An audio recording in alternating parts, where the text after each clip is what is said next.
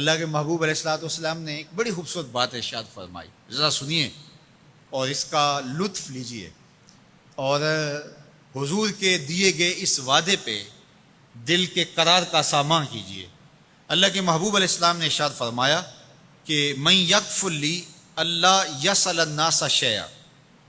جو شخص مجھے اس بات کی ضمانت دے کہ وہ اللہ کے علاوہ کبھی بھی کسی سے کوئی سوال نہیں کرے گا، جب بھی کوئی مشکل ہوئی، جب بھی تکلیف ہوئی تو وہ سوال مالک کی دہلیز پہ کرے گا، وہ مصلی بچھائے گا اور رب سے کہے گا میرا مسئلہ یہ ہے۔ جو شخص مجھے یہ ضمانت دے کہ وہ اللہ کی دہلیز پہ اپنے سوال رکھے گا، اللہ کے علاوہ کسی سے نہیں کہے گا، اللہ کے محبوب فرماتے ہیں اتکفل لہ بالجنہ، میں اس کو جنت کی ضمانت دیتا ہوں۔ اور یہ روایت حضرت ثوبان رضی اللہ تعالی عنہ سے مروی ہے۔ حضرت ثوبان نے جب حضور سے یہ فرمان سنا تو انہوں نے کہا حضور میں ضمانت دیتا ہوں، میں زندگی بھر اللہ کے علاوہ کسی سے سوال نہیں کروں گا۔ اور صحابہ نے پھر اس پہ عمل کر کے دکھایا۔ صحابی کا کوڑا گرتا ہے اور وہ بھی گھوڑے سے نیچے اتر کے خود اٹھاتا ہے، کہا جاتا ہے جناب آپ نے کہہ دیا ہوتا ہم اٹھا کے دے دیتے، کہا ہاں نہیں، ہم نے حضور سے عہد کیا تھا کہ اللہ کے علاوہ کسی سے سوال نہیں کریں گے۔ تو انہوں نے اتنا لحاظ رکھا اور اپنے وعدے کی پاسداری اس انداز سے بھی کی۔ تو یہ ہے وہ دولت جو کسی بندے کو اللہ صالح اعمال کے نتیجے میں عطا کرتا ہے۔ حضرت حسن بصری رضی اللہ تعالیٰ عنہ فرماتے ہیں کہ یہ کسی شخص کا ضعیف یقین ہے کہ جو اس کے پاس موجود ہے اس پر اس کو اعتماد ہے، اور اس کا جو حصہ اللہ کے پاس موجود ہے اس پر اس کو اعتماد نہیں ہے۔ دیکھیے ایک شخص کے پاس کچھ پیسے موجود ہوں،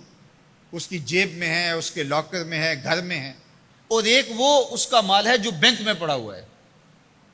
تو جس طرح وہ اپنے ہاتھ میں موجود پیسوں پر مطمئن ہوتا ہے، بینک میں پڑے ہوئے پیسوں پر بھی ایسے ہی مطمئن ہوتا ہے، کہتا ہے وہ بھی میرے ہی ہیں۔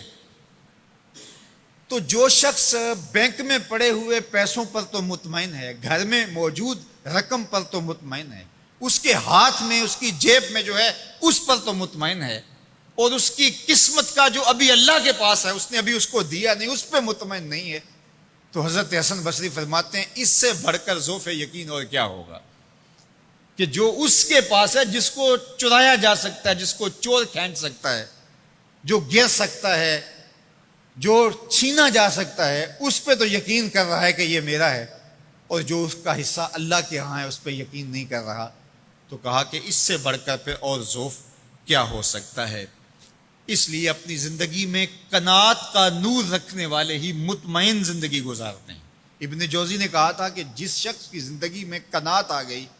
اس کی زندگی مطمئن ہو گئی، اور جس شخص کی زندگی میں طمع آ گیا اس کی زندگی گھٹن کا شکار ہوگی، اذیت کا شکار ہوگی۔ حضرت سہل بن سعد الساعدی رضی اللہ تعالی عنہ سے یہ روایت مروی ہے کہ ایک شخص حضور کی خدمت میں آیا اور اس نے حضور سے ایک عجیب سوال کیا۔ اس نے کہا حضور مجھے کوئی ایسا عمل ارشاد فرما دیجئے کہ اگر میں وہ کروں تو مجھ سے اللہ بھی پیار کرے